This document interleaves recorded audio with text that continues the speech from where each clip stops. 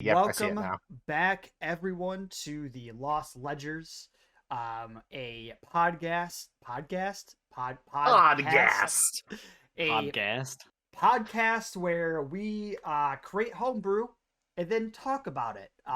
First impressions only, sharing between one another. And this week we are discussing variant monsters. I'm joined by Adam below me, and then Zach further down. And each of us brought a monster that exists somewhere in the core rules, but has been modified in a similar vein to, say, the trolls in Mordenkainen, where they have like four different kinds of trolls, or maybe the different kinds of hobgoblins or orc warriors that exist, like the blade of, was it an El Navil, something like that. Just any kind of variant on an existing monster. And I mean, I don't really have a lot to bumper this on the front. I kind of just want to jump into it. We were all kind of clamoring to talk about stuff, and we can't Oh do yeah. that until we start the podcast. So it's a little bit frustrating, but the podcast has We started, and on the page, we do have our first monster given to us by Adam, called the me. Vector Stirge. Uh Um, so Go ahead, so Adam. this is the Vector Stirge. It's a slightly beefed up version of the Stirge, which is a tiny little blood sucking it's like a bat, but if bats just had their entire body was a mouth, kind of. Um it's a tiny beast, it's unaligned, AC of 15 from natural armor, 14 hit points, that's 4d4 plus 4. It's got a 10-foot walking speed and a fly speed of 40 feet. Um, I'm not going to read off all of its stats, but its good stat is Dex. It's got okay con, and then everything else is bad. It's got a saving throw, proficiency with con, so that's a +3. Everything else is flat. Senses, dark vision 60 feet, passive perception of 9, no languages. This is supposed to be CR1, which is a big upgrade from the regular Sturge's 1/8. Yeah, Um, this is like a boss so Stirge. Right, yeah, it's supposed to be a bigger, badder Sturge. So Vector Sturges have the ability Scent of Pestilence. Vector Sturges have advantage on attack rolls against diseased or poisoned creatures. Ooh. It has one action, and that's to bite you. It's a melee weapon attack, +5 to hit, 5-foot reach, one target. On a hit, deals d4 plus 3 piercing damage, plus d4 poison damage.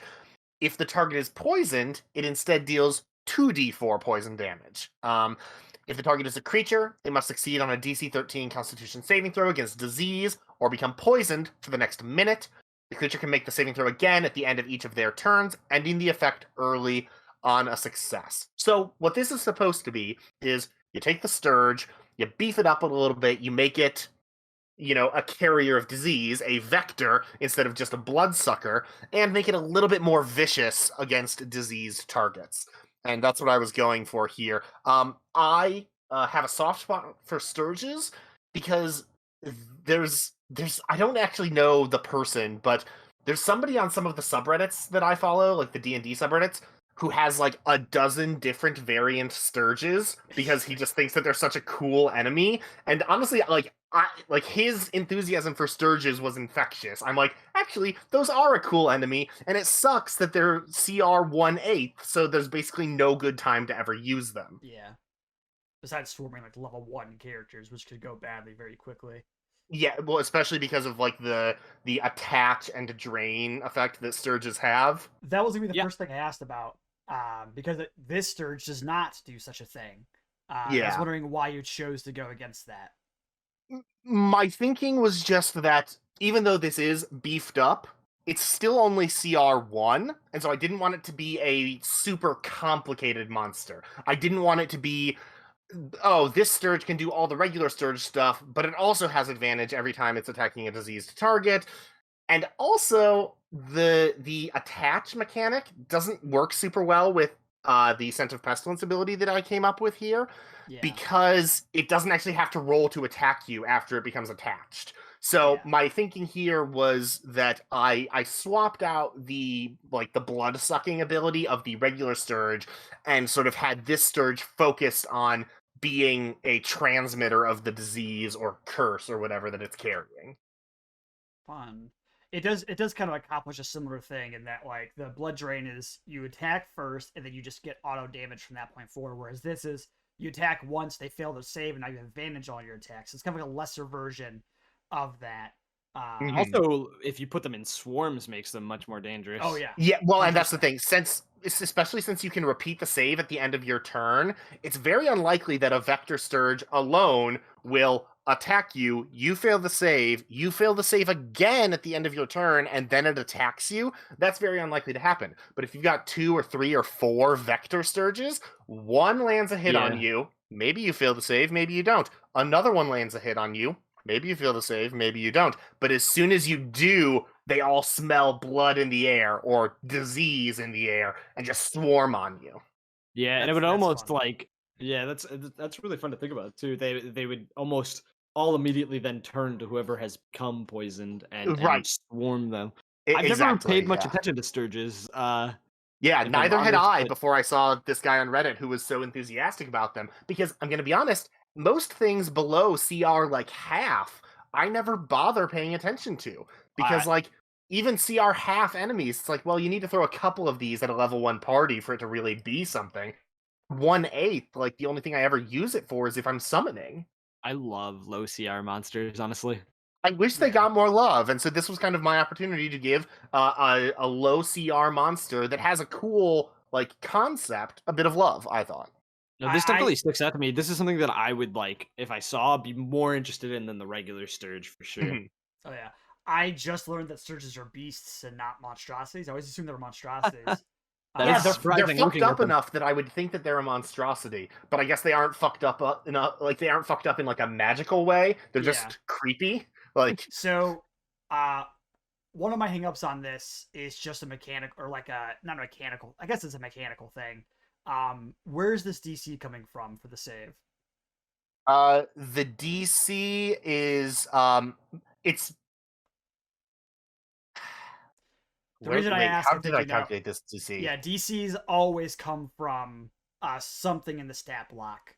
Yeah, I think what I did is I just took its attack modifier and added it to like the spellcast, like the spell save formula. It's like because it's good attack, its good bonus is +3, so it's +3, proficiency of +2, +8 gets you to 13.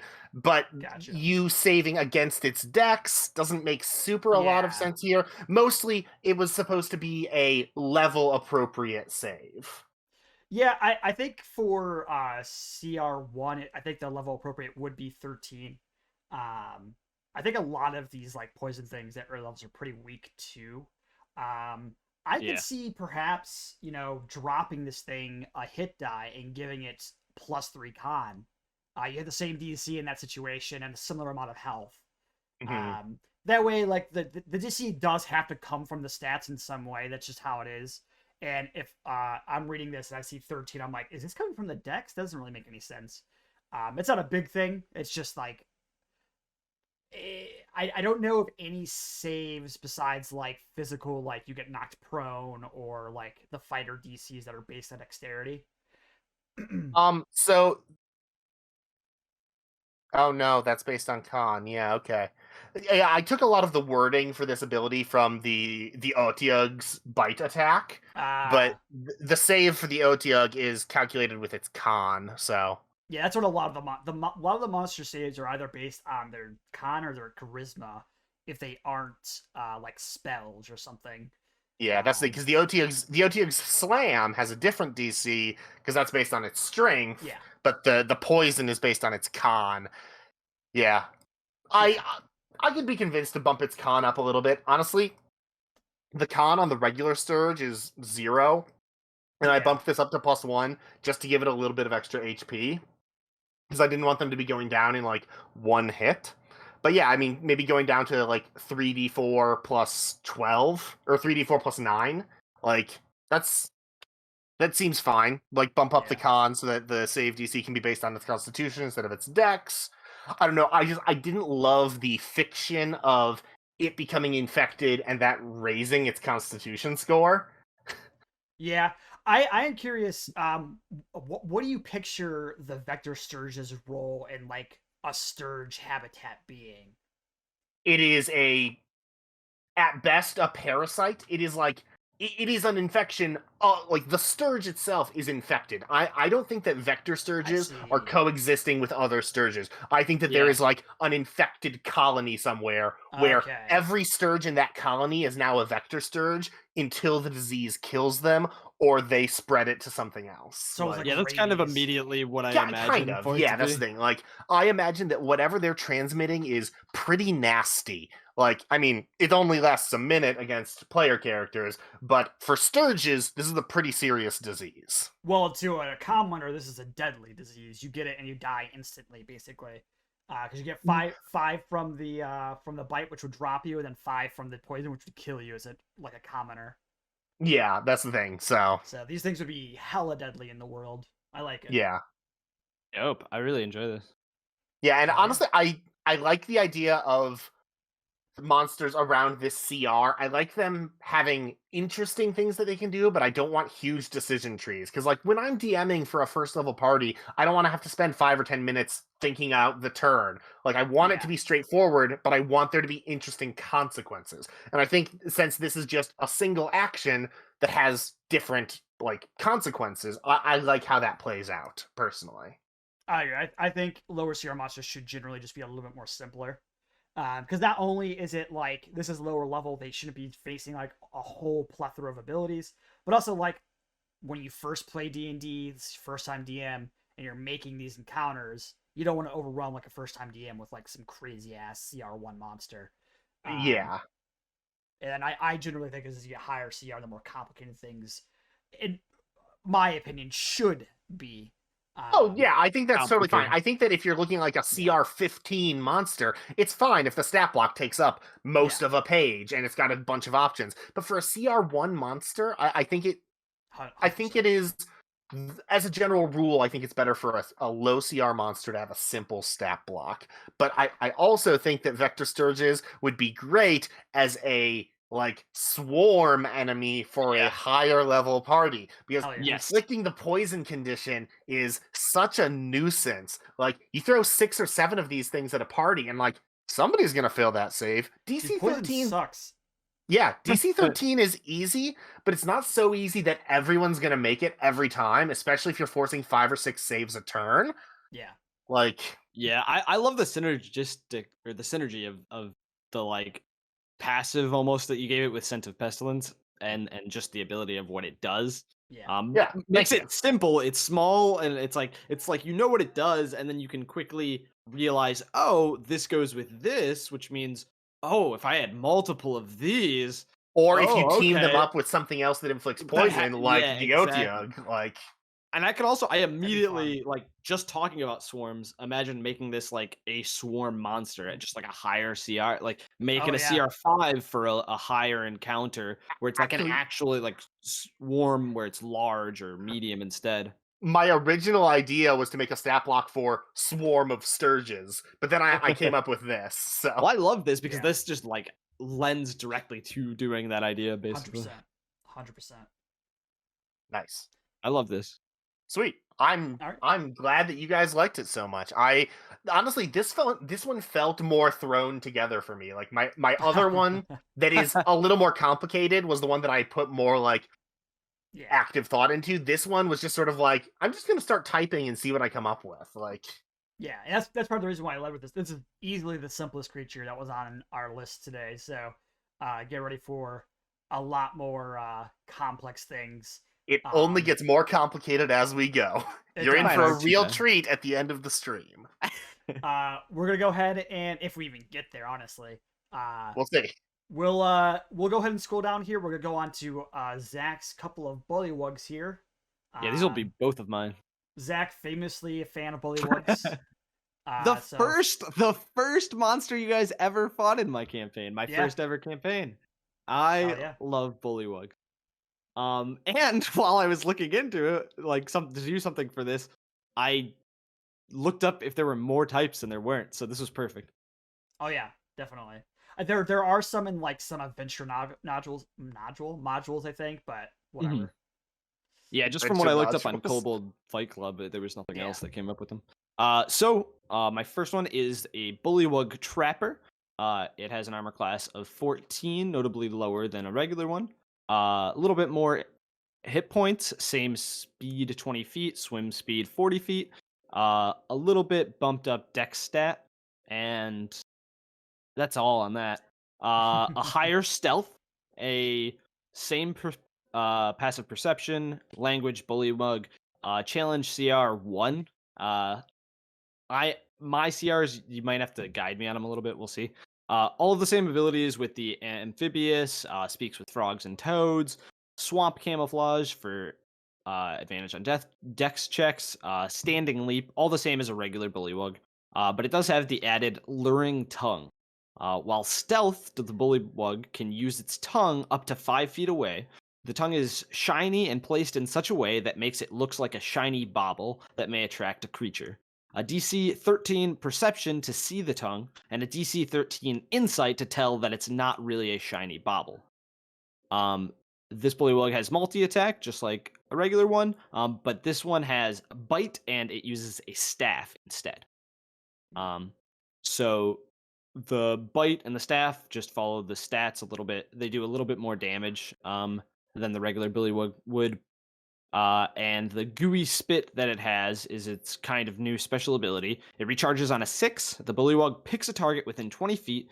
The target must make a DC 13 dex saving throw. On a failed save, the target is blinded by the bullywug's goo spit till the end of their next turn. Oh.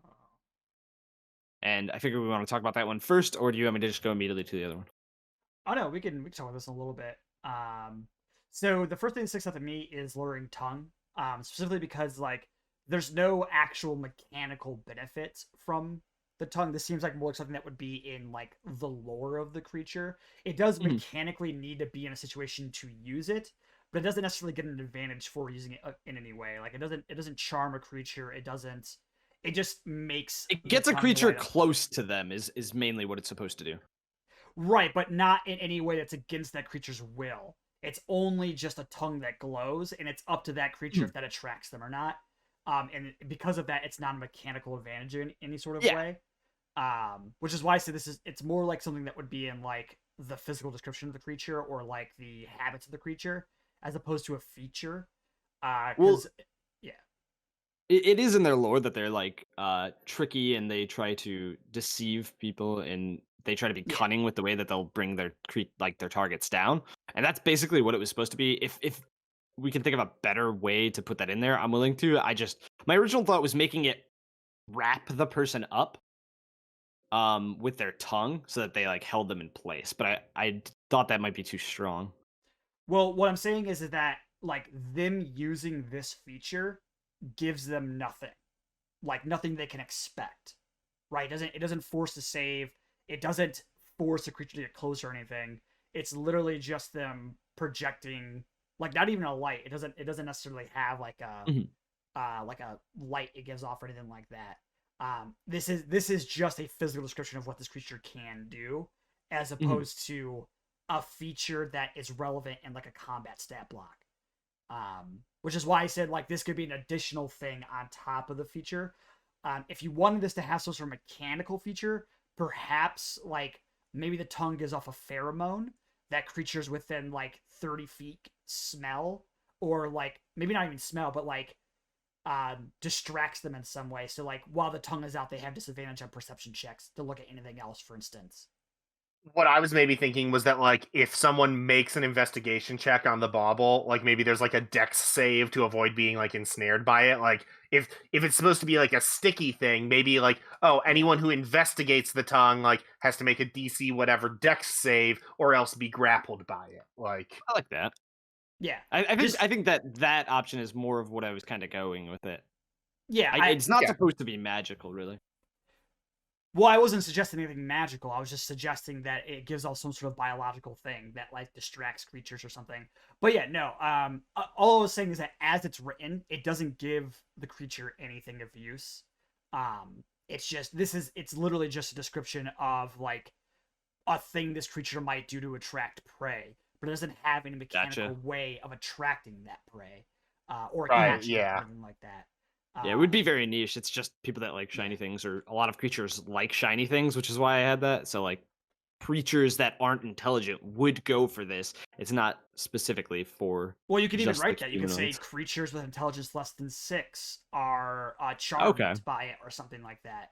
What I'm saying is that as it's Gotcha. written, everything in a monster stat block has to have a mechanical context or like a mechanical like Consequence. motivator or consequence. Right. Yeah. Mhm. This doesn't have one of those. This is just like a physical thing this creature can do that has no consequence on other creatures explicitly. Gotcha. It's implying there's a consequence to like creatures that would be attracted to this, but there's nothing like mechanically attracting them. So like I said, less than 6 intelligence, maybe they're charmed by the tongue, and every turn they have to use their movement to get closer or something like that. That could work too. Gotcha. Okay, I Um, like that. That's yeah, it did feel kind of more like this was I was only putting numbers there because it in my mind this is what I wanted them to do. Yeah, I mean the numbers are fine. Just like I will say the 13 again, it's like kind of not coming from anywhere from the stats, which is something that monster stat blocks have to do. Where the 13 doesn't come from any of these stats because none of these stats plus 2 would add to 13 when added to 8. So like, Although if you bump up the dex to 16 so that it's a +3, that would work. yeah, that could work. And that was the biggest thing. Everything else on the creature, I like the gooey spit. I think the gooey spit's great. Yeah, that's the thing. I also really like the gooey spit because blinded is not.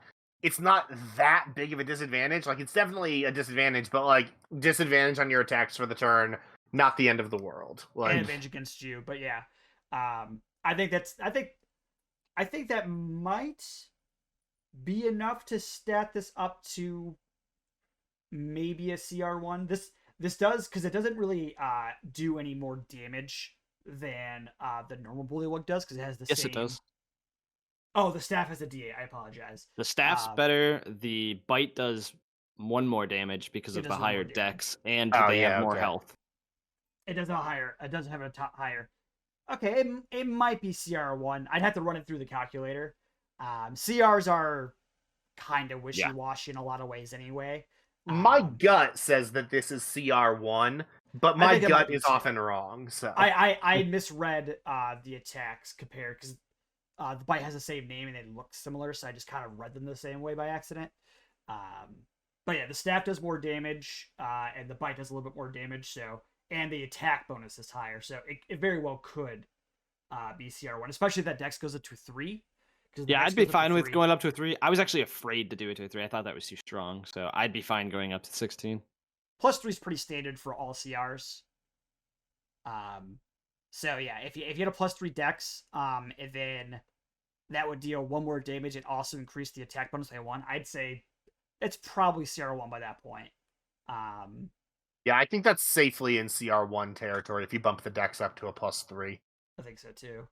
For sure. And I like the would making the luring tongue a combination of what you two said with the like lower intelligence and the also grappling a creature that gets to it be too much, or if we'd like Probably best of both not. worlds of those There's two going to be almost no PCs with intelligence below 6 yeah. You might because have it's tried, like, the literally Ranger's impossible Beast with or point something, buy. but Like, yeah, you could. Okay. yeah. I think that'd be funny if like you attracted the Ranger's Beast companion I was thinking that or or the like a familiar.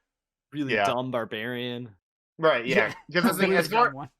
as far as the PCs are concerned, anything affecting intelligence below 6 is trinket text. Like it provides you some like evocative thought, but it doesn't really do anything to them for the most part. So And I Yeah, think I'd like go with if that. a creature is within 5 feet of the tongue or something like that, you can grapple them. That wouldn't be too bad. Especially Yeah. grapple. Like grapple doesn't really impose anything besides your speed. So a creature, because the tongue's only 5 feet away. If he grapples a creature that's within 5 feet of the tongue, in a lot of situations that could make them 10 feet away, but in other situations they're just right next to the toad anyway. So it's not that big of a deal. Yeah. If you got the caster, that would suck. But I mean, they're the ones who touched or what got close to a shiny bottle that's just floating in the middle of the air. So that's their fault at that point. I like this though. I like the idea of like kind of the anglerfish like attraction thing. yeah, I think more creatures could do with more like tricky, like predatory, like behaviors like that, because there's not a lot of them, to be honest. Yeah, it's specifically in their lore that they like try to kill things cunningly. They don't. They're kind of ridiculed and stuff like that. So that's why I was originally gonna make a warrior, and then I was like, I think more of like a trapper or like a cunning type of one would make Yeah. more sense. Yeah, no, that makes I more like sense with like what the Bullywugs are supposed to value. Yeah. I think it's dope. And I'm for the next one, if we're good with moving on. Oh Yeah, I'm cool with it. This one might be a little bit more iffy on if it's okay, but it's the Bullywug Lord. King or Queen, just named it Lord. Big change is that this one is a large humanoid instead of a medium. It has Big frog. way more hit points. It has a move speed of 30 and a swim speed of 50. It has higher strength by a lot, and equal dex to the Trapper, but could go up with what the Trapper has. A higher con, a lower intellect than the Trapper, and slightly higher than the regular, and a slightly higher wisdom and charisma as well. It has the same stealth, but it also has intimidation +3 added to it, with a 1 higher passive perception. Language still Bullywug, and challenge is supposed to be a 3. It has all of the same thing. Speak with frogs and toads, swamp camouflage, and standing leap. I'm not sure if I can do this, but what I did on this standing leap was added 10 feet to its high jump and 5 feet to its regular one, but I don't know if I can change those and give it the same name. Yeah, you can do it. Because if by some crazy happenstance it ended up with 2 features with the same name anyways, you can't have 2 features with the same name, so you keep whatever the better of them is, unless it's unarmored defense, in which case you keep the first one. Gotcha. And this one has multi-attacks where it makes 2 attacks, one with its great sword and one with its bite. When its tongue attack is available, it can use the tongue in place of its bite. The bite on this one does just a little bit more damage. The greatsword on this one does greatsword damage, matching the strength modifier. It also has gooey spit as well, with the same everything on it for the saves. And it has tongue attack, which recharges on a 5 or a 6. It's a melee weapon attack. It's got a +5 to hit and a 20 reach on it. And it does 3d8 bludgeoning. Nice. I think this is pretty sick. Like, I like the tongue attack as a ranged melee option. Yeah. I mean, gooey spit, as we said on the Trapper, is great. Increasing its standing leap isn't a huge deal because it's not as big as its movement speed anyways, and you have to expend the movement speed to jump. I think honestly, it does have a ton of hit points. Yeah. He's a beefy boy. CR3, I think, sounds right for this, because if it has its tongue attack, it's looking at around 11 or around 20 damage if it hits both attacks. If it doesn't have its tongue attack, it's looking at around 14 damage. 20 is right about on for CR3. 14 is a little low, I think. But the fact that it's got the gooey spit and it's got the tongue attack on recharge and it's got good mobility in the 50-foot swim speed, like, I think this is good. Like, it might be more like CR2 depending on like the defenses it offers, because 15 AC and 65 hit points, I'm not actually sure where that would fall. Yeah, so I think this would be lower than 3. However, okay, I think you could go with not having the tongue attack on recharge and just have that be always available. If the tongue attack is always available, why would you ever use the bite? Because its tongue is lots of creatures have other attacks that replace like other things, or they can use a weapon instead of their claw or something like that. You generally would never do it unless you're fighting someone who either had some sort of resistance against bludgeoning instead of piercing, or if your tongue like a Sentinel situation. Yeah, maybe your DM gives you the ability to cut off its tongue or something like that, or some other thing that affects its tongue. But it's That's not fair. necessarily like, what's the word? A faux pas to have two attacks that like one is just clearly better than the other. Um, like they Despite my all objections last week, having strictly better options is not necessarily a considered a design flaw in 5e.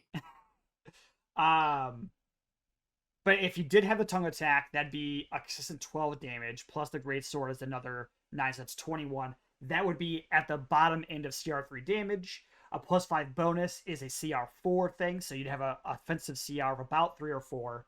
Your defensive CR, a 15 AC is CR5, but a 65 hit points is CR 1.5. Yeah, so that's modeled almost directly after a Bandit Captain. It's Okay. literally the same points as a Bandit Captain, who's a CR2 with 15 AC. Yeah. But this one has, my thing about putting it at 3 is because it also has all of the abilities that it has. Speak with Toads, Swamp Camouflage can be pretty big, Standing Leap can be helpful.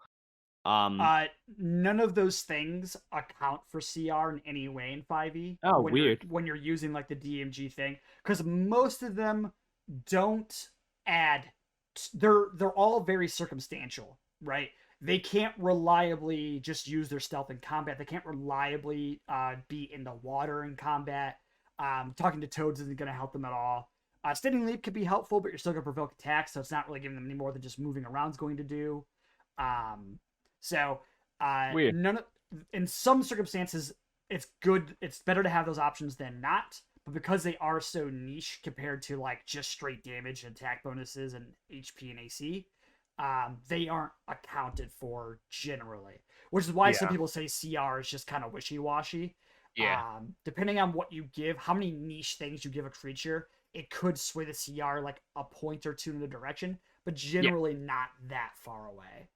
Well, in that case, then because I originally wanted to give it like what the Bandit Captain has with 3 attacks. If I gave it an extra attack with its greatsword, would that I bump it think up if you're going to give it alone? 3 attacks, you should probably keep the tongue attack on recharge. Yes. Oh Yeah, yeah, I know. I yeah. want the tongue attack to stay on recharge. That's why I would only add an attack to the greatsword. Okay, yeah, Yeah. make it like 2 greatsword attacks and then Yeah. either bite or tongue. Yep. I Yep, think and I- that would be yeah. pretty much the same damage as not having the tongue on recharge. Yeah, it's a touch less, but And I could even bump its health up if like this is modeled after the Bandit Captain's health. Exactly. Another thing so. that Bandit Captain has is parry. So their Mhm. AC technically has like a +1 bonus because of parry or something like that. Oh yeah, I see. Yeah, parry adds some amount to their AC. I don't know. The DMG also has a list of specific features that do affect the CR, and parry is one of them. Which might be part of the reason why the Bandit Captain is that part. But another point is that not all creatures in the monster manual actually have like the correct CR based on the table. yeah, that's the thing. If you run the monsters in the monster manual through the CR calculations, like I think it's like 2/3 of them are the CR that they say they are, but Yeah. a lot of them aren't. Yeah. Well, I would want this one to be around a CR3 rather than 2. Yeah, So this is like I'm a, willing this to is a bump Bullywug things up. boss. Yeah, I Yeah, think that if you really want to essentially. cement this as being CR3, the 3 attacks would be good. And honestly, you could afford to give it a few more hit points since Yeah. its AC lacking parry is weaker than the Bandit Yeah. Captain's. So like maybe bump it up to like 75 or even 80 hit points. Yeah, I'd be cool with that. Because I want to keep Yeah. the hit armor class the same, the AC the same. Yeah, I think it's just those small tweaks get it to the CR that you want it at. And that would work perfectly fine. I think 3 attacks is perfectly fine for like a boss monster too. If you had a party of like, I could see this being the boss of a party of like level 1, maybe 2. That might be a bit too much for CR3.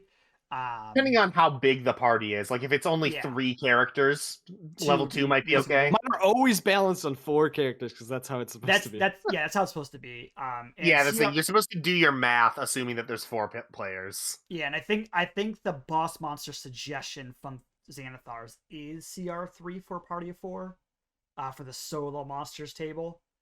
I think so. But personally, I think that bosses should not be solo monsters. I think that you should have a couple of regular Bullywugs alongside this, at which point CR3 plus a couple of CR halves is probably fine. Yeah, definitely. Yeah, I would always pair it with something. 100%. I think it's really, really hard to make a solo monster work well as an encounter.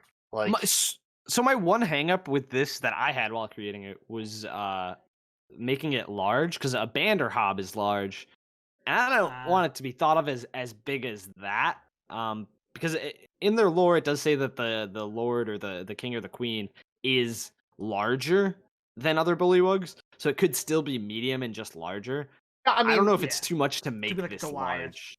making it large, I don't think is the end of the world. But if you don't like it being large, keeping it medium and bumping the strength up by 5 points like you did, I think is a good enough indication that this is a beefier specimen of the species. Even if you want it to stay medium, I think that buffing up the strength and probably the con too, you can afford to bump the con up a little bit, especially since we want the HP a little higher anyways. Bump up the strength and con, that tells you this is big. This is a big guy, you know? Yeah, I'm cool with that. Definitely. Just a couple of like minor things. The skills on these twos don't quite add up with the ability score and the proficiency bonus. I think you probably just got stealth 3 for the Bullywug Lord from the Bullywug. But because this dex is 2, it should be 4. And because the Bullywug Trappers is 2, it should be 4 or 6 if you give it expertise.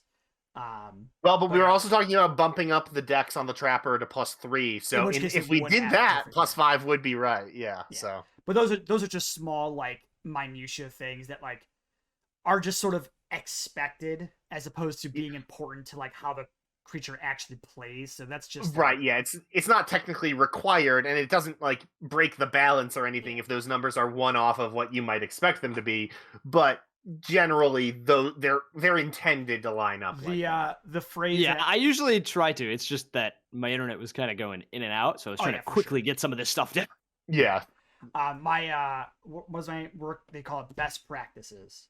It's like things that aren't necessary, but like to make them as generally useful to all people who are familiar with the system. Just doing those things, blah blah. But again, it's just like a small minutia thing. I like these. I think it adds to the Bullywug, because a lot of these creatures, these lower CR monsters, like the Bullywug, the Jack-o'-wares, or like other things of that sort, will only have one version of that creature. It's like, well, how do I make like a society of these things without? Yeah, I thought it was strange. Yeah, it is strange. Like the Goblin, at least, gets the Goblin boss. And like hobgoblins have like a couple, and orcs have a bunch, and it's like, well, and at least with goblins you can lean on the other goblinoids. Yeah, it was just they have this whole lore for Bullywugs or something like in the book, and then they've just never made more for it. Was surprising to me. It is pretty annoying, and that happens a little too often, I think. Well, because a lot of that lore is stuff that's been carried over from about 50 years of prior editions. And so it's like, well, we don't really have the time or the resources to make a dozen different Bullywugs, but we do have 50 years of flavor text. I have the time. Hell yeah. And the inclination, apparently. Love Bullywugs. They're great. All right, I think, are we ready to move on from these ones? Yeah, I think we've said all there is to say about these Bullywugs. All right. Mine, my first one here, is the adult Poltergeist Dragon. Yeah, that just sounds insane. So just like off the bat, like my idea behind this is like, there's the Poltergeist in the book, but the presumption is the Poltergeist is just like a person, right? What happens when like a more powerful creature becomes a Poltergeist? And that's my original thought was to make a ghost, but a Poltergeist is so much more violent and interesting to me that I was like, this seems like more fun to make out of. So it's like, how do I make a dragon into a Poltergeist? And that's kind of what this is. So first, it's a huge undead, obviously. It has less HP than a normal adult. This is based on the adult red dragon, just for clarity. It has less HP than the adult, because I took all the physical stats Poltergeist has and just copy and pasted them. Sure. This creature is physically very similar to a regular Poltergeist. It's just its mental stats are different because the soul that inhabits this Poltergeist form is different. So its intelligence, wisdom, and charisma are just copy and pasted from Adult Red Dragon, and then strength, dex, and con just copy and pasted from Poltergeist. Sure. I gave it saving throws and wisdom and charisma from the dragon. I didn't give it saving throws, the physical saving throws the dragon gets, because again, this is supposed to be physically completely different. But I figured the charisma and wisdom could stay. Fair. The skill, I kept perception. I got rid of stealth. Again, mental, physical. Damage resistances are just copy pasted from Poltergeist. Senses I kept from the dragon because I considered those more of a mental thing, even though technically it's more of a physical thing. But like, just let the Poltergeist have blind sight. And then I decided the CR and the proficiency bonus after doing all the features because I was like, what is this going to actually add up to? Because depending on if it was 16 or 17, its proficiency bonus changes. And thus all those features also change. So Right. I had to like put the chicken before the egg or whatever. So those are whatever. So going into the actual stat block, we got legendary resistance still from the dragon, incorrigible movement from the poltergeist, summon sensitivity and invisibility from the poltergeist. Now we get into the meat of it. We have the actions from the creature. Multi-attack. The poltergeist normally only gets one attack. They either use forceful slam or they use telekinetic thrust. One or the other. But it's a dragon. I give it 3 attacks, and it can use those interchangeably, those 2 features interchangeably. Forceful Slam I made stronger. I made it 4d10 force damage versus the Poltergeist's, I think it's 2d8 or something like that. So it's a little bit stronger. It also has more reach, because I made the dragon bigger as the Poltergeist. Telekinetic Thrust, I made it affect objects and creatures farther away, and I made it affect bigger creatures and bigger objects. Normally, it's medium or smaller creatures, and 150 pounds for an object. I made it huge or smaller creatures and 1,500 pounds for an object. I made it push 120 feet away instead of 30 feet away. And other than that, it's mostly the same. The object thing does more damage because the objects are generally bigger, and if they're smaller, they're being thrusted harder. So I changed that up because they can use an object and throw it at a creature essentially, with its poltergeist anger ability or whatever that poltergeists get. So I just made it a bit stronger to fit a dragon. Fight for Presence is just exactly the same from dragons. That one's a little bit weird, so we'll get into that in a moment because this creature is invisible, so that it gets a little bit fishy in the actual play. And I replaced its breath with telekinetic breath. I'm only calling it breath because it's a dragon. It doesn't have to be a breath. It's just a wave of forceful energy, but it's a dragon, so I called it a breath. DC 18 strength save, 12d6 force damage, which is less than the dragon's 18d6, I believe. But it pushes just like telekinetic thrust. So a huge or smaller creature must make a save, take that damage, then push 120 feet away. And when they hit something, they take 1d6 damage for every 10 feet they move, just like telekinetic thrust. So while the force itself does less damage, they can take more damage if they hit something. Though that won't be force damage, that would just be bludgeoning damage. And it would be... Did I even explicitly put bludgeoning damage? I should probably fix that and add that in. Then we get into the legendary actions. Detect from the dragon. Thrash, kind of from the dragon. The dragon could do a tail attack. I just let it do its forceful slam or its telekinetic thrust. And then impact rush is to kind of mimic wing attack, where with wing attack, a dragon makes all creatures within 10 feet do a dex save or take some amount of damage, and then it flies up half its movement. I change it to the dragon moves through creatures, and the creatures it moves through must make saves or take damage and be knocked prone. So it's kind of just like a reflavoring of existing dragon abilities placed on top of a buffed poltergeist, essentially. And based on its damage input and its attack bonus and its AC and its health, it gets CR 16. It's not quite as strong as a normal red dragon. Does the CR 16 account for the fact that it's invisible? Yes, that does account for the fact it's invisible. Okay. That is one of the options you can like adjust a creature's CR based on. Okay. I really like Impact Rush here. I think that that's a really cool replacement for the wing attack. I I'm stuck on the fact that it's invisible. Like, I know that that's kind of the whole conceit here. It's just like a poltergeist template applied to a dragon, but like, fuck, man, making a dragon invisible like for good is just Very scary. that feels like a Very lot. scary. But I It's mean, very scary. you did turn down some of the other knobs. Like, you turned down the HP, you turned down some of the damage. So like, AC, maybe it's okay. Yeah, maybe it's okay. And I mean, CR16, like, parties should be able to do things to invisible enemies by this point. Yeah. Like, Fairy Fire. right, that's the thing. Fairy Fire, which is what, only a second level spell? Yeah, I think Like, so. yeah, so like they've got many multiple chances at Fairy Fire. I'm not sure if they have any other solutions to invisibility at this level. But I mean, they have no, access to 8th level spells at this point. Someone has True Seeing. Someone has a Right. fighter could have Blind Sight from their fighting ability. yeah. Their fighting style. Can't monks see invisibility with something? I thought monks had something that let them see invisibility. What can't monks do? They might be able to. I'm not 100% sure. Let me look up the SRD for monks. Oh wait, no, this is the 3.5 SRD. That's not One helpful thing right now. this wouldn't get revealed by is Witch Sight for the Warlock. The Warlock's Witch Sight reveals creatures that are disguised by illusion magic, but this isn't illusion magic. They just are invisible. They're just an invisible force in the world. But yeah, I liked the idea. So I was going through, like I said, I originally wanted to do a ghost, but I was like, ghosts have possession, which like already can make them any creature kind of.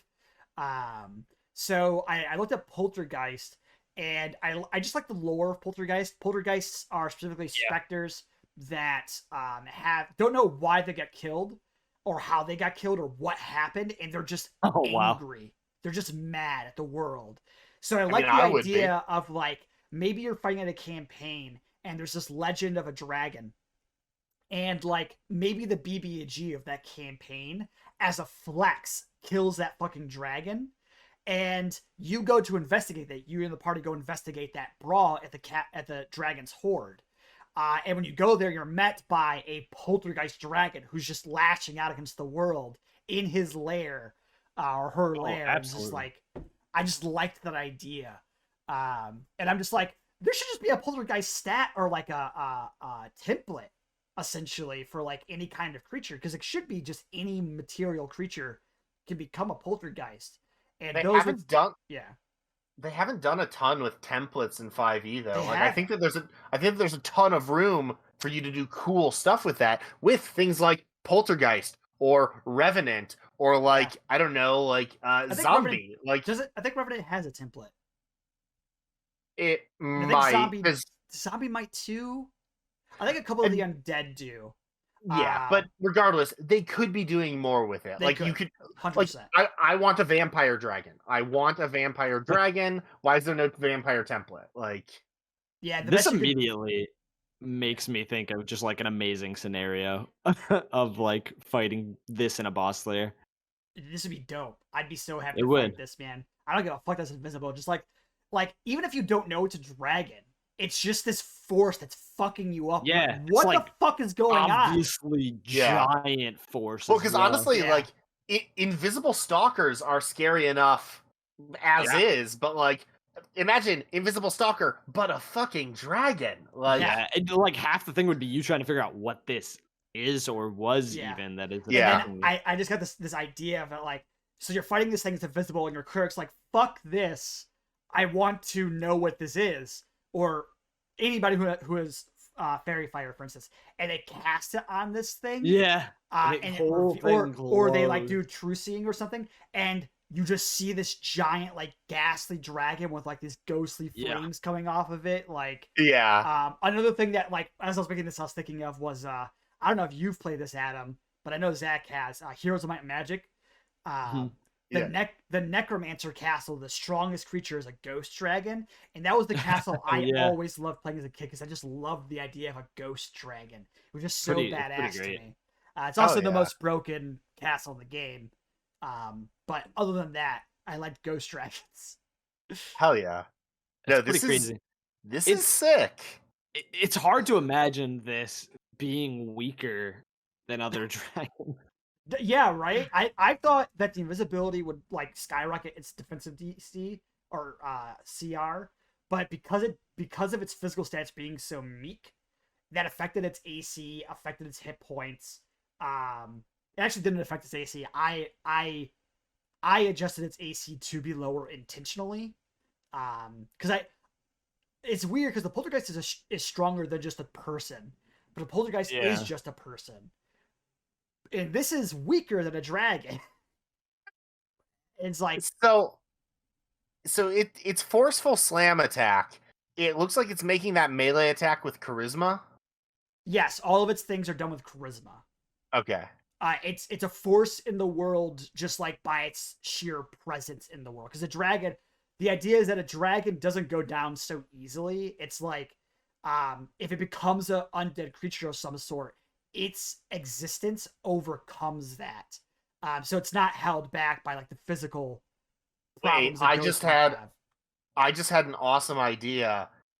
You were talking about like, oh, the BBEG like kills this dragon in such a way that like it doesn't know what happened, so its poltergeist is still here. What if the BBEG then like resurrects the dragon's body as a zombie? So you have a zombie dragon and a God. poltergeist dragon Oh of my the same God. dragon. Like That'd be so badass. I love it. this is really fucking cool, man. This is really cool. I'm glad that somebody went for high CR stuff, because I Yeah. went for pretty like lower level stuff that you could see in like, you know, a regular old campaign. Like most campaigns aren't getting to CR 16 invisible Yeah. dragons, but Yeah. this is really cool. This would even be an awesome scenario to run, like in a one shot. Like you see this and you're like, I just want to fight this with something. Definitely. This is the creature that I made that is the most like on par with what we were supposed to be doing this week. My other two creatures are just revisions of existing creatures, and I made those two first, and I was like, I maybe should make something that like is just like a variant on an existing creature. So I was like, what if I just took two of them and just like Right, yeah. As opposed to your other two creatures, which were just you saying, I don't like what wizards did with this. I'm going Yeah. to do something else. Yeah. And we'll get to at least one of those in a bit. But yeah, I was really happy with this, and I want to use it. Awesome. Maybe Sid could use this because Sid did say he loves ghosties in the chat. Maybe he can use this one of his one this shots would that he be wants to do. Yeah, Sid, amazing run a one-shot. one shot and have us Please. fight this dragon, please. I'm begging you. This sounds amazing. The Haunted Dragon's Lair. Yeah. All right, I'm ready to move on from this one. Yeah. I think I am too. I'm still thinking about it, but I think I'm ready to move on. Definitely still. All right. I think next we have Adam's second creature, which, as you can see, he was very unsatisfied with the spells in the game and decided to make a couple of his own. I'm very curious about your idea and inspiration for this creature and how it relates to the existing Azer. Yeah, so this creature, I kind of needed a paragraph or two of like flavor text that I just didn't have time to come up with flavor text I was satisfied with. So this is an Azer Cinder. The Azer are elementals from the elemental plane of fire. They're sort of like dwarfen in stature, but like they're on fire all the time. And they're like made of brass. Right, yeah. And so my idea for this is that this is an Azer who has been cursed and extinguished. So they are not on fire anymore. They are like a cindering husk of what they used to be. And so this is a Cinder. This is an Azer who uses spellcasting, specifically fire and cold spellcasting. So they've got an AC of 15, which is the natural armor that all Azers have. They've got 60 hit points. That's 8d8 plus 16 for their con. That's not right. I've got their con at a +3. I was going to ask you about that. I think I had the con at +2 at one point and just didn't adjust the HP Fix after the I fiddled numbers with the later, numbers. Sean. So their strength, dex, con, all good. Con is their highest stat of their physical stats. Int, Wiz, and Charisma, they're Charisma casters. They're sorcerers. Sorry to spoil it. They're sorcerers, so they've got high Charisma. They've got con and charisma saves. They're resistant to cold damage. They're immune to fire and poison damage. They're immune to the poisoned condition. They've got a passive perception of 10. They speak Ignan, and they're supposed to be CR4. I'm not sure if my calculation came out right for that. So they've got the flame absorption ability. Whenever the Azer Cinder is subjected to fire damage, it takes no damage and regains a number of hit points equal to the lightning damage. Now, can you tell that I copied this from the Shambling Mound? Because I wanted to make sure that I had the wording right. That's supposed to say fire damage. They've also got spellcasting. They're an 8th level spellcaster. Spellcasting ability is Charisma, spell save DC of 15, plus 7 to hit with spell attacks. The Cinder has the following sorcerer spells known. At-will cantrips, Firebolt, Light, Minor Illusion, and Ray of Frost. First level, 4 slots. You've got Burning Hands, Shield, and Snow Cone, which we'll get to in a minute. Second level, Scorching Ray and Shatter. Third level, Fireball and Rime Strike, which we'll also get to in a minute. And fourth level, Ice Storm and Wall of Fire. And then for its actions, it's got Warhammer in case somebody gets too close to it. Hopefully you aren't getting too close to this sorcerer.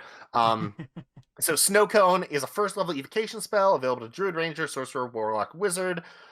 Casting time of an action, range is a 15-foot cone centered on yourself. Verbal and somatic components, instantaneous duration. An icy breeze bursts forth from your hands, spreading in a 15-foot cone and chilling creatures in place.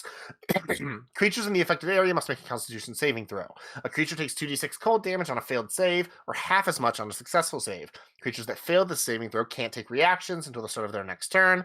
At higher levels, when you cast this spell using a spell slot of second level or higher, damage increases by 1d6 for each slot level above first. Then Rime Strike is a third level conjuration spell for druids, sorcerers, and wizards. Casting time of 1 action, range of 90 feet, verbal, somatic, and material components, the material being a small chunk of broken glass, instantaneous duration. A large chunk of ice shoots towards a target you can see within range. Make a ranged spell attack against the target. On a hit, the target takes 3d10 cold damage and 3d10 bludgeoning damage. At higher levels, if you cast the spell using a spell slot of 4th level or higher, increase the cold damage by 1d10 per spell level. Woo! Yeah. So, my very first question I had about this. First of all, I just want to say I like Rime Strike. I'm glad you made that spell. It's cool to have a dope third level single target attack spell. But my first question, because Snow Cone is obviously a pseudo reflavoring of Burning Hands, because you wanted to have an antithesis to Burning Hands in your spell thing. My question is why not give it various fire and ice spells and just give it the ability to substitute those daemons for the other one? I thought about doing that, and it was just going to be more text than I wanted. I thought it was more elegant to just give it fire spells and ice spells. And I also, Snow Cone was not a deliberate reskinning of Fire Hands. I came up with Snow Cone, and I jotted it down. What it was originally supposed to be was Mini Cone of Cold, and then I was like, wait a second, this is just Burning Hands, isn't it? But then I was like, fuck it, I'm not going to come up with another first level cold spell. So yeah, it wasn't an intentional reskinning of Burning Hands, but I do realize now that it's basically just Burning Hands. Fun recolor. Thanks. My other question about the spells is, why Shatter? Because I didn't want to come up with a second level cold damage spell, and that was the spell from the SRD that I was most like, oh, sure, I could live with this. If I had the time to come up with a second level cold damage spell, I would have put that in instead. But yeah, I was looking at the SRD sorcerer spells, and at second level, I wasn't really liking what I saw. I thought about just giving it like Misty Step instead, but I thought Scorching Ray and Shatter is fine. Gotcha. Yeah, SRD is definitely a struggle for anything other than fire, basically. Yeah. There are pretty decent second level ice spells. Isn't Ice Knife second level? There's Ice Knife. There's Ice Knife's first level. Oh, okay. But there's Snowball Swarm. And the UA spell that came out, Icing Death's Frost. Yes, yeah. And as a note, there actually is a first level cold spell that is pretty much exactly like Burning Hands in Icewind Dale, but it's not published in anything else other than Icewind Dale. Oh, okay. I don't have Yeah. Icewind Dale, so I've never seen that. Don't give a module spell to one of your monsters if you're not using that module. Yeah. So Yeah. I like Cone of Cold or Snow Cone though, because I like the added effect of like not being able to use reaction because it harkens back to cantrips. Yeah. I like it. I'm just gonna say that this is just a personal preference thing. So this isn't any. I'm not docking Adam's monster in any way by saying this. If I had a similar motivation to make a creature like this, I would have just done the swap damage type thing. Especially since that's a meta magic that sorcerers have available now. It is, well, I mean, that also fits with it being a sorcerer, technically. But specifically, I just don't like giving monsters more spells because that just means more stuff to have to look up while running the character or while running the monster. So they could just look at like a handful of spells and just swap the damage types. It's just easier to run. But 5e's already set the precedent of just giving a shit ton of spells to monsters anyway, so it's not that big of a deal. That's the thing. It treats its spellcasting monsters as like PCs of that level anyways. Yeah. So and if you hadn't, you wouldn't have made Rhyme Strike, which I like a lot. So actually, I made Rhyme Strike like 2 years ago. I just copy pasted it from my other document. I've seen it on your thing. Yeah, I don't know why I haven't added it to my homebrew list. I think it's just because you haven't shared it like explicitly. But I'm glad to talk about it now because I think it's a perfectly balanced spell. Thank you. Honestly, I've seen Rhyme Strike before as well, but I like this a lot. I know I haven't said much, but I like this as a good addition to the Azer, and like in using them in just imagining like a multiple fight scenario, like instead of just having Azers who are following something else, or just it's another Azer that adds to the fight where you can just use just Azers instead of like a bunch of different creatures. It does seem to me that you followed a similar theme here because this is kind of like an outcast Azer in the same way that the Vector Stirge is an outcast Stirge. Again, same thing as with Snowcone. I didn't really realize that until about 30 seconds before you said that, but I was like, wait a second, I made 2 variant monsters that you can't really mix and match with their regular components. Because, like, this Azer is, at least in my thought process, like a cursed and extinguished and outcast Azer. Like, they probably wouldn't be cooperating with, regular on fire Azers. But, like, maybe they could in like limited capacity. Like they might be like, oh, these guys are outcasts, but like they're still part of our society. Like we just don't let them like hang out with our children or something. Yeah. I don't know. I would imagine. I don't know Azer lore very well, so neither do I. I'm very bad at like Forgotten Realms lore. I literally just read the Azer lore when I saw this monster, and I like this because in an Azer society, I think that the Azer that created this Azer would be like themselves an outcast because they made a failed Azer. Because the way that Azer reproduce is they build other Azer out of bronze. Right. So the idea of someone making an Azer that ends up burning dope. Out. Yeah. This is just like in a fire world, you find this group of like one Azer with his stronger Azer Cinder that he tried to make. And either you can adventure with them in that point, or if they're like against you. Yeah, no, I think I love the image, and the Cinder idea I just ripped wholesale from Magic the Gathering. There's a set where the fire elementals on the plane like they're all like partially extinguished, and so they're called cinders. And I was like, oh wait, what if I just like take that sort of template and apply it to the Azer? It works. I like the image Cinder gives me. Yeah, I like it too. I just like the word cinder. It's not used enough. That's why I named the basilica the Cinder Frayed Basilica. It's like that's a cool word. Just say cinder more often. It's a cool word. It is. So when I was coming up with these snow spells, I just like copy pasted a blank spell block, and I was like, okay, I need 1st, 2nd, and 3rd level ice spells. And then I was like, what are some other words for ice? And then I was like, oh, rhyme is a word for ice. Well, what would go well with rhyme? And then I was like, wait a second, I've had this thought before. I've designed this spell before. As far as CR, by the way, I think this might be running the money because Ice Storm's not a particularly damaging spell. Fireball is strong. but I don't think that's gonna like. You only use it a couple times. Well, you can use it 3 times. Well, you could use it 5 times if you wanted to. Yeah. But I guess in theory it should be higher CR because of that. But also like if you want to play this if you want to play this monster as a DM to like its not its mechanical potential as far as damage output, but its potential as like a thematic enemy, then you're not gonna just spam fireball. Right. Yeah.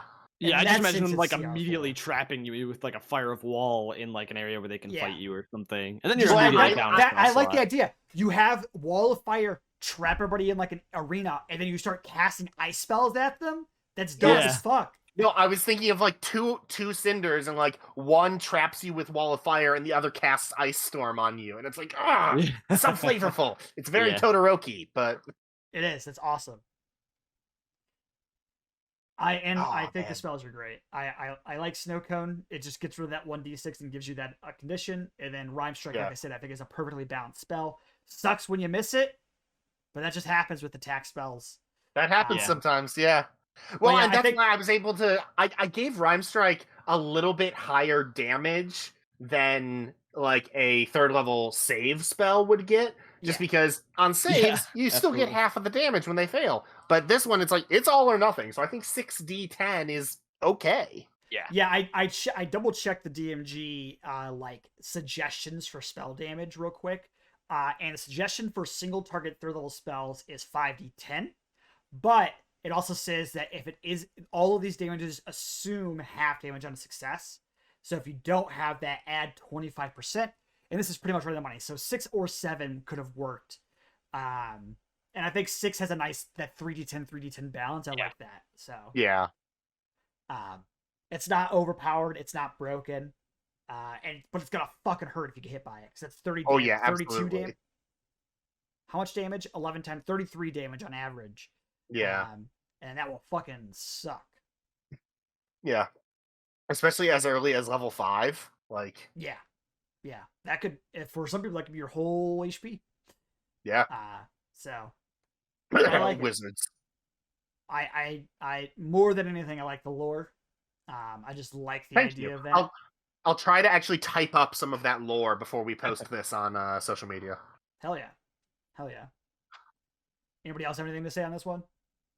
No, I love this. I think it's really cool.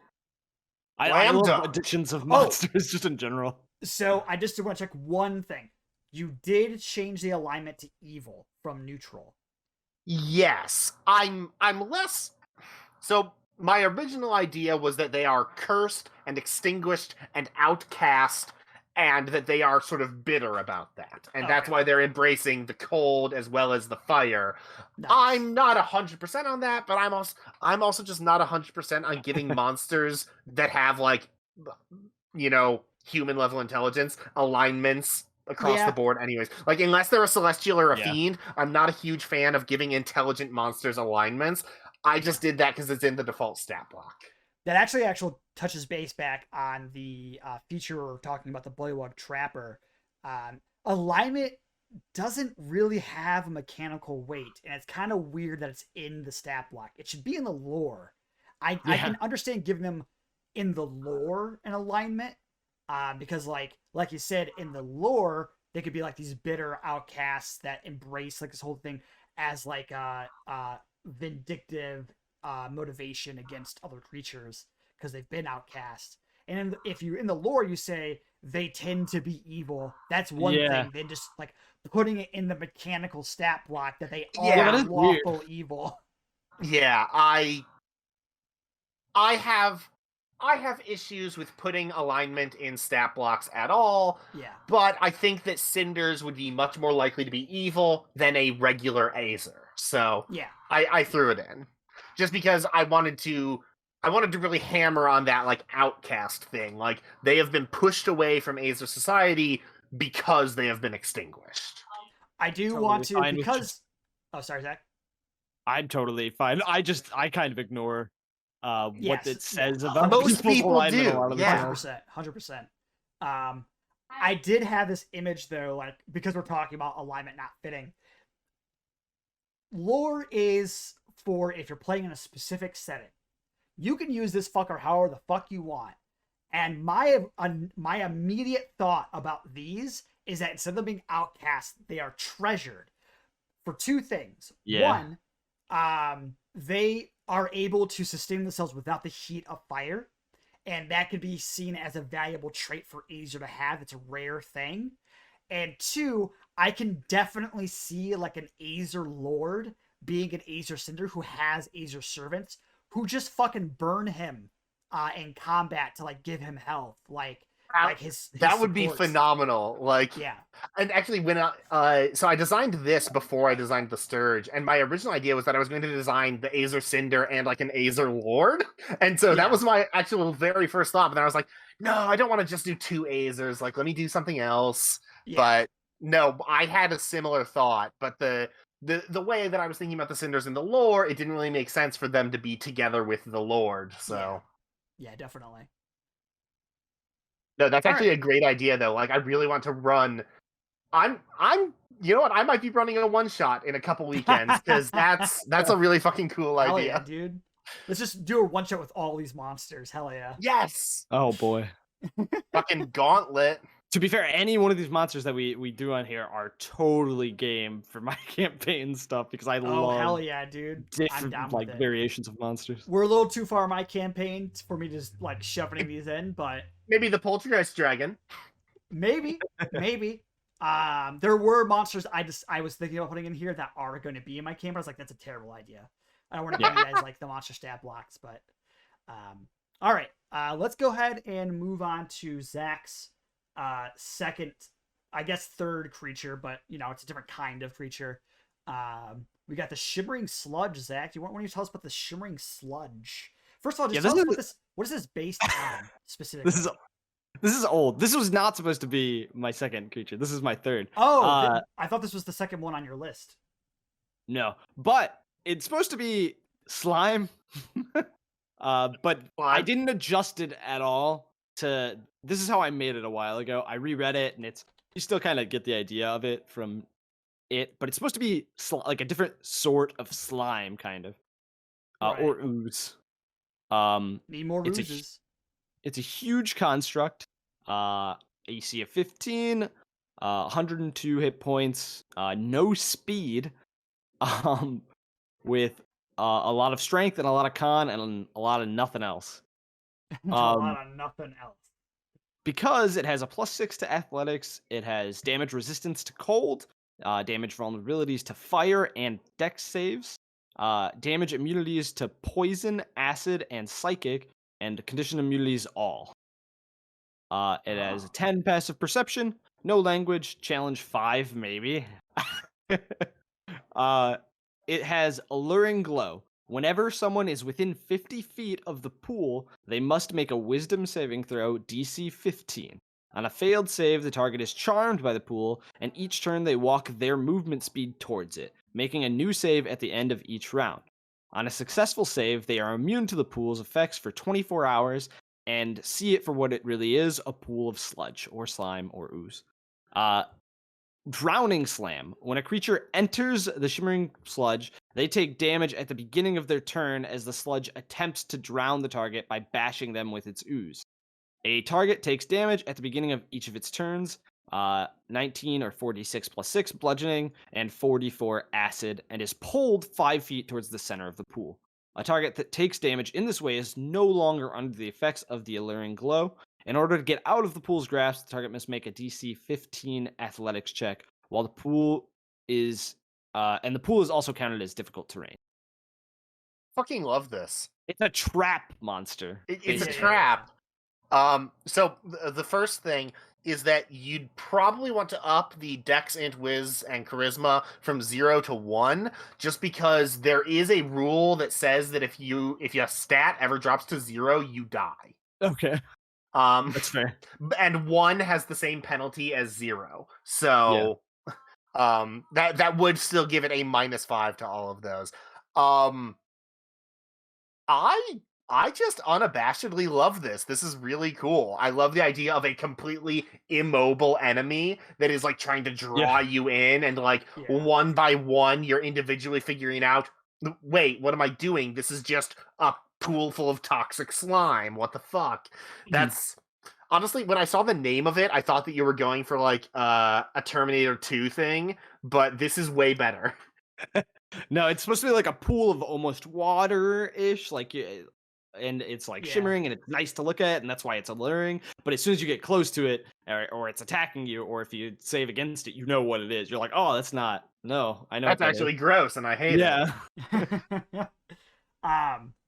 One thing I just want to ask real quick is that you did make this a construct. Is there a reason why you chose that over ooze? I don't know, man. I made this a while This ago. is super old. Yeah. Like I said, I did. Yeah. I might have had a different thing in mind at the time, but I know it was supposed to be something around all of those. While we're Gotcha. looking at the type line, it should probably be unaligned and not neutral. Generally, anything with like subhuman intelligence gets unaligned instead of unalignment. Like the Yeah. Oh, Yeah. I'm sure there's a ton of things that are gonna need to be changed. I think there are a ton of things here that you would not have written as they are if you made it today. But yeah, I like just the general idea of this. I feel safe creatures charged by the pool each time they walk their movement towards it. Obviously there's just like wording stuff, but like the way this works. That's cool. Because it is resistant and because it has vulnerability though. Vulnerability deck saves. So just have like disadvantage on deck saves. Pink. Or any effect that uses a deck save or automatically fails or something like that. Yeah, I think that's actually probably automatically fails deck saves. Yeah, might because be it's more vulnerable. appropriate. Yeah, That's because it's vulnerable. It's supposed to be auto fail decks. But like at the time, I didn't know. Because it does have vulnerabilities, but it does a lot of damage too. Well, but fire vulnerability is big game. Like it is. It is. Like, because honestly, fire is usually something that you can grant like resistance or immunity to, and it doesn't even change the math that much.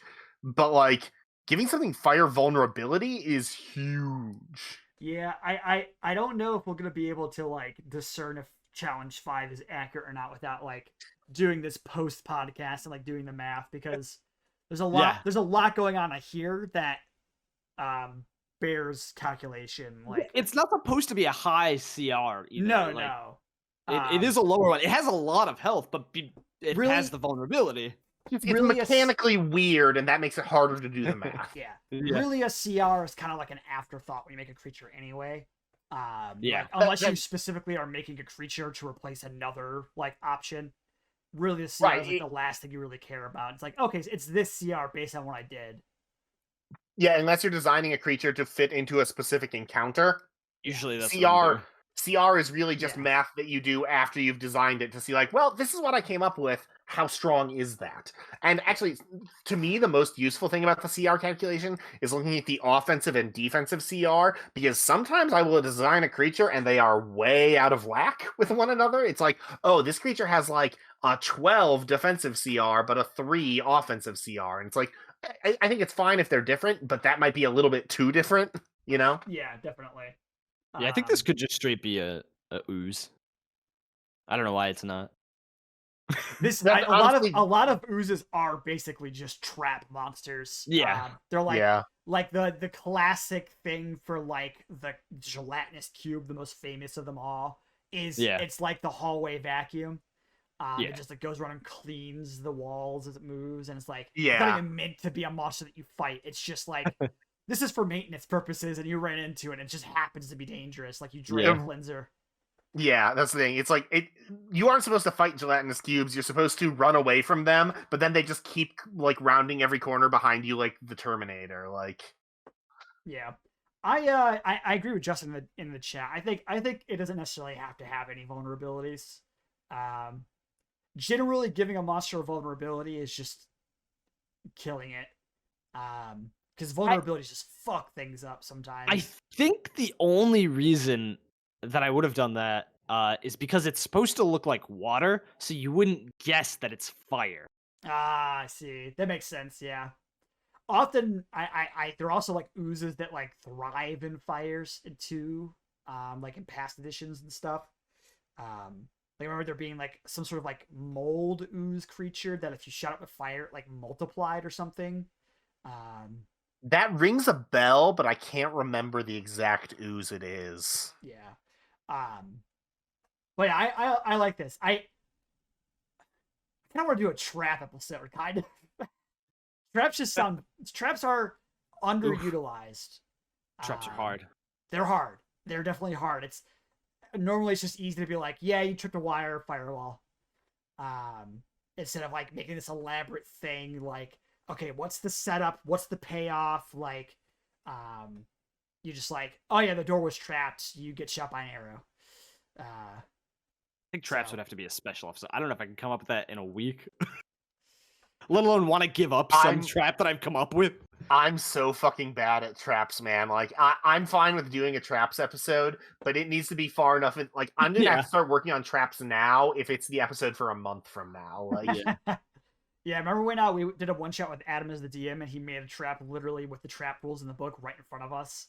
Yeah, I remember that. It went great. According to CR Calculator, it's only a CR4 monster. Okay. So far. So it's pretty close. It's pretty close. It's right where I wanted it to be anyways. Yeah. Because I would pair this with other things. This would be like a thing while you're in a fight and then suddenly, or like you get ambushed while you're like trying to go to it. It would be paired with stuff. Yeah. Justin, what is it if you get rid of the fire vulnerability though? Is it different? Don't think that the calculation can account for something having both immunities and vulnerabilities. I think it does. Let me just Does it? Yeah, they're separate. You just click whether or not it has vulnerabilities. Oh, okay. Oh, right. It's that resistances on top of immunities don't add further to the CR. Yeah. Wait, I didn't put those both in, but it's the same with both of them. Okay, so still CR4. I like it.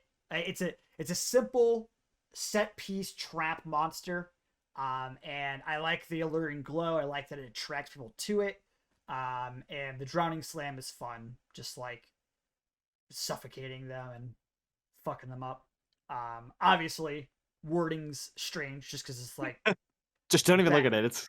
Back in the day, homebrew, like everybody's wording was awful. I remember like my first homebrew monsters were terrible, like the Umbralim in my campaign. Awful. It's so bad the way it's written.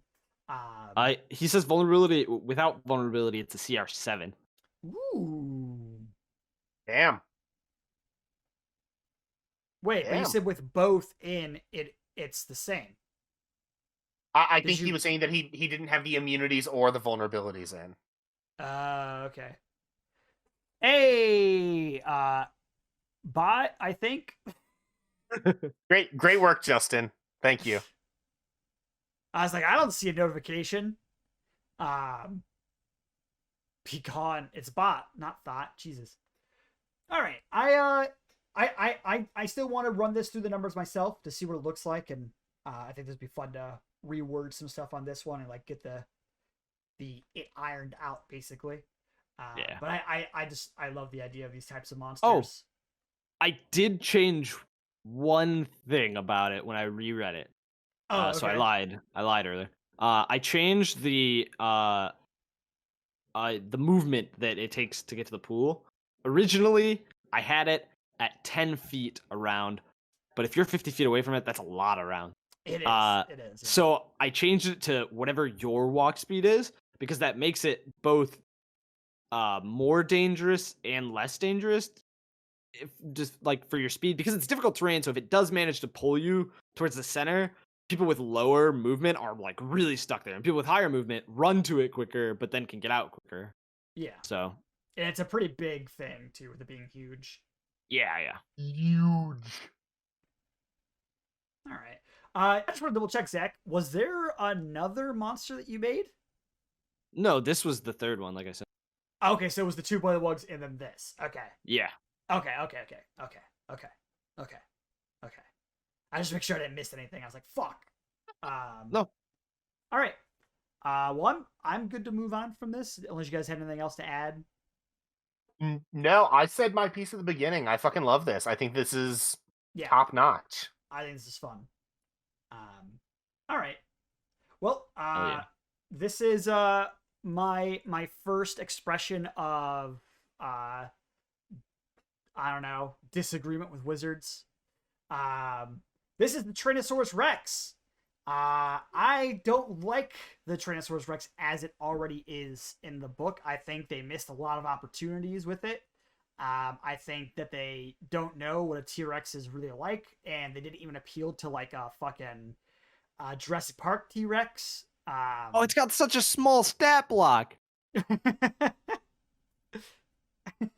But it's a double wide Yeah. stat block. I think that makes up for No, it. he's talking. No, I think he's talking about the original one in the T-Rex. book.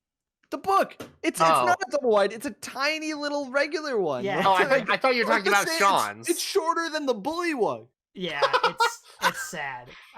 It makes me very sad. So I wanted to make this. You know why? One of my motivations for making this was that I never felt like turning myself into a T-Rex was all that much better than turning myself into a giant ape with polymorph. Yeah. And the T-Rex is, as far as the monster manual is concerned, the strongest creature you can turn into with polymorph at any level.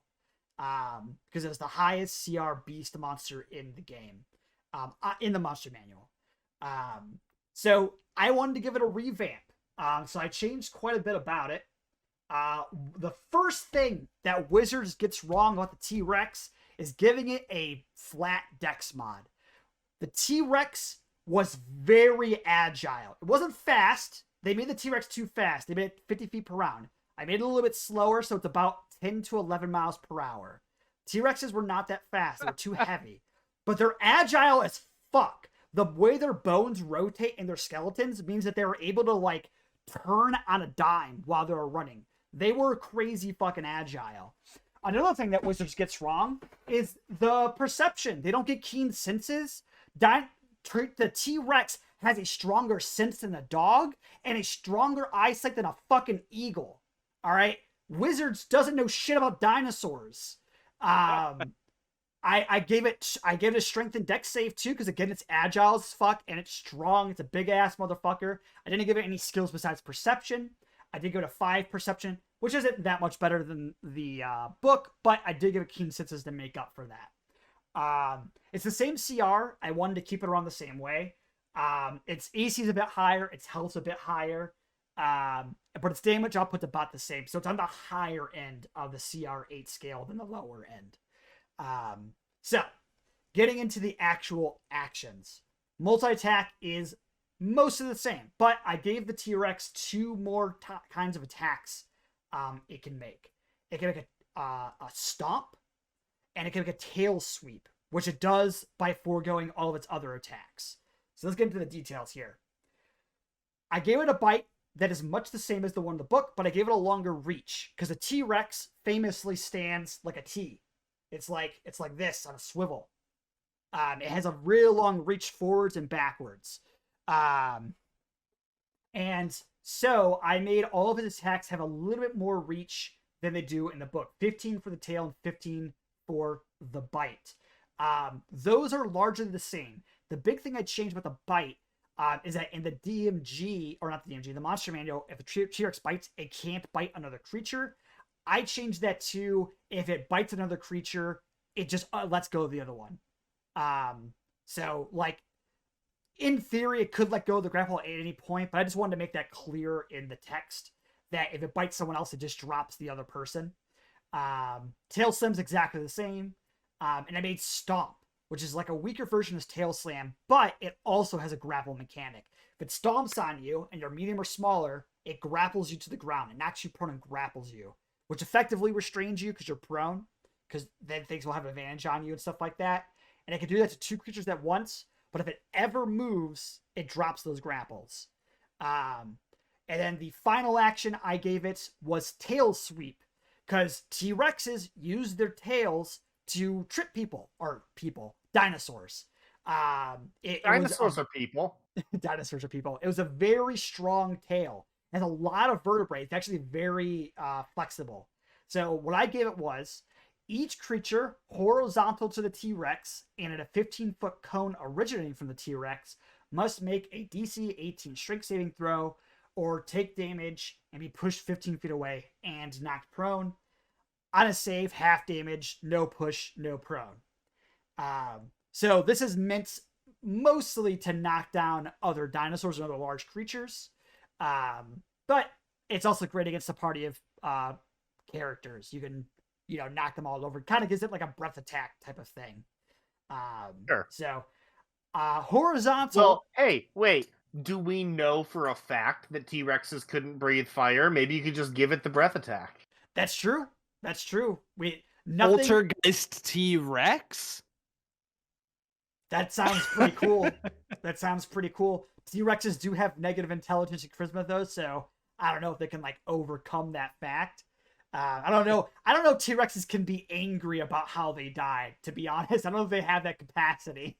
Hey, they've got high wisdom. Maybe they can just recognize that it's not right, Yeah, wait a second, something doesn't add up here. They're just generally mad. I mean, isn't that true? Justin says, also, I think the T-Rex should have a frightening presence aura, like you mean to tell me this thing wouldn't terrify people. I considered giving a frightening presence, like a roar or something to modify Jurassic Park. The reason I didn't do that was... I'm surprised it doesn't already have one. That is kind of surprising, yeah. The T-Rex didn't really use its roar to scare prey. That's not what it did. And whether or not T-Rex roared at all is up for debate. If you wanted to, base it off Jurassic Park, give it a roar. I was kind of going for more of a realistic T-Rex. And realistic T-Rex in our wizard game. Yeah, T-Rexes don't want to scare their prey before they get to it, right? They want to be able to get as close as possible. T-Rex, like I said, T-Rexes aren't super fast. Most dinosaurs aren't super fast. And the way the T-Rex got its prey was by kind of running side by side and nipping at it and turning and getting at it off guard, as opposed to sneaking up on it or outpacing it or something like that. I also think there's something to be said for the fact that the T-Rex is ostensibly not smart enough to be trying to scare enemy combatants. Yeah. Thing is, T-Rex wants to use its size to challenge other predators away from food, so it would intimidate competition away. I guess that's true, but the T-Rex isn't doing that as the dragon is using frightening presence as an action. That is an action they take. They are projecting themselves out intentionally. T-Rexes are just kind of big and throw themselves about. They aren't intelligently trying to frighten their enemies, right? They're not trying to get an advantage by scaring them in a conscious way. So that's the reason I didn't give it a roar. You totally could. You could just drop a frightening presence on this and it would work. There's no reason you can't do that. If you want to make your T-Rex do that.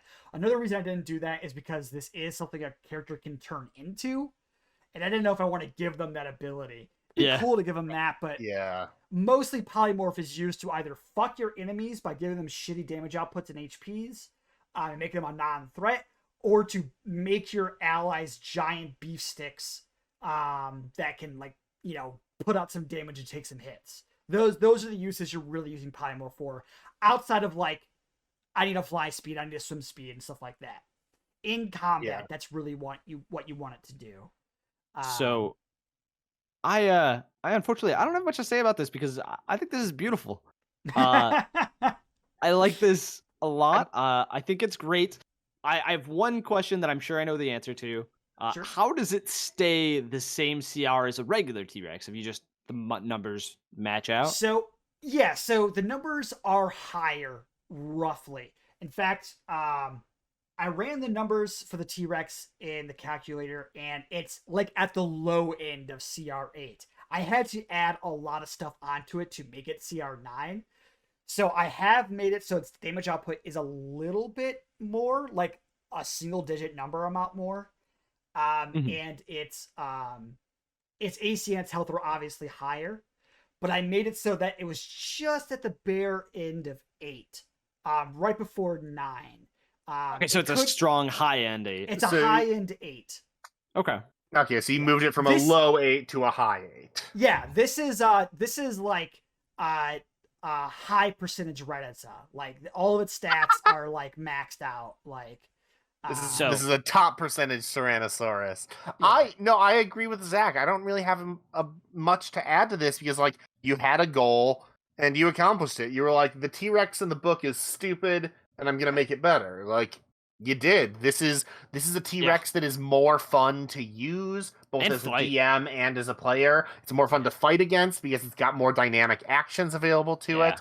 No, I think this is good. Like, yeah, you set out with a goal and you accomplished it. My only other note Sure. is if we use this in any of my campaigns, it's either this or polymorph. You cannot have both. That's fair. That's fair, I suppose. Yeah, so I just wanted to give the T-Rex more cool options, and that's basically I essentially just gave it 2 additional actions and key instances, and that was enough to me to make it like a much cooler fight. Yeah, I think so. All right, well, so here's the thing. We're at an hour and a half. We're a little bit over. There is one more monster on this page, but it is a big discussion. It's a huge discussion. That might be a like very special episode where we talk about like that and maybe other stuff if we have time. Like I agree. It's gonna be a big discussion, but it could be like a short big discussion or a long big discussion. I think maybe we should say that for another episode. Yeah, I think we should too. So, what do you guys think we should prepare for next week? I think this has been requested multiple times by our audience. We should finally do racial feats. Racial feats. Okay. I do want to put an additional control on that, specifically races that are not in the PHB. Because all of them already have racial feats, and the rest of the races kind of get screwed because they don't have those. Okay, cool. I was actually going to ask, like, do we maybe want to say, like, just a race that doesn't already have one yet, but all of the PHB races have feats? I think they all have one, yeah. Do gnomes? They do. They have, like, a better Tinker's thing. They can make, like, little more complex objects or whatever. Sure. Elves have elven accuracy. Humans have prodigy. Half-orcs have prodigy. Tieflings have tiefling stuff. Dwarves have... What do dwarves have? Squat nimbleness, and another thing I can't remember. Squat nimbleness is for any small race, technically. Technically, but the dwarves do have a specific one. I can't think of it at the top of my head. Here, let me pull up the feats real quick. Maybe I'm wrong. So just a different racial feature. Well, yeah. Dwarves... a feat specifically. So like elven accuracy, or like the tiefling one, Flames of Phlegethos. Like, yeah. If the dwarves don't have one, I'm pretty sure they do. I just can't think of the top of my head. If they don't have one, go ahead and make one. And as long as it's not a race that already has a feat. That's the only thing I care about. I just said PHP because I thought all the PHP ones do. I think they do. I just don't know 100% off the top of my head. Justin, it's one about dodging. It lets them like take the dodge action. Oh yeah. So it has to be a non-PHB. A non-PHB race. Any race that doesn't already have feats, and any race that isn't the PHB doesn't. So Kenku, Goliath, Genasi, and anything that isn't or that doesn't already have feats. All right, I think I've got 2 already. So. Oh boy, god damn it. Bring both of those. Absolutely. Yeah, with spells we aim for 1 each. I think a feat's gonna have about as much to talk about as a spell. But spells turned out to not have that much to talk about. Maybe we want to do 2 each again. Yeah, I think that 2 is pretty reasonable.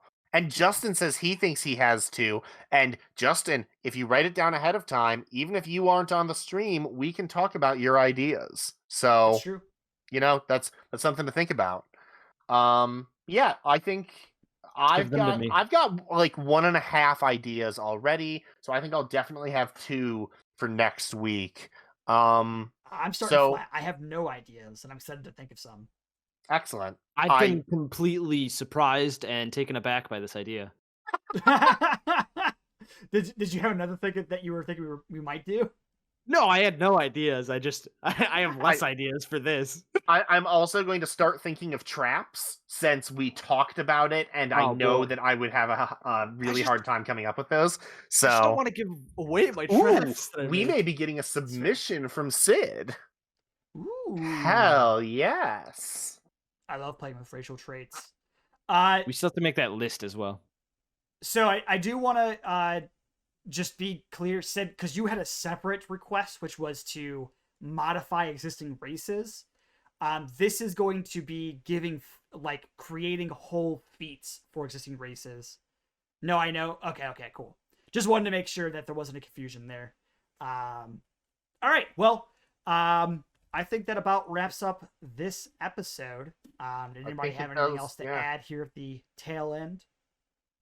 I think for people even not watching this live, we could do something maybe now or in the future where we could pick some of our favorites of anything submitted, and like maybe they'll get a feature on the show.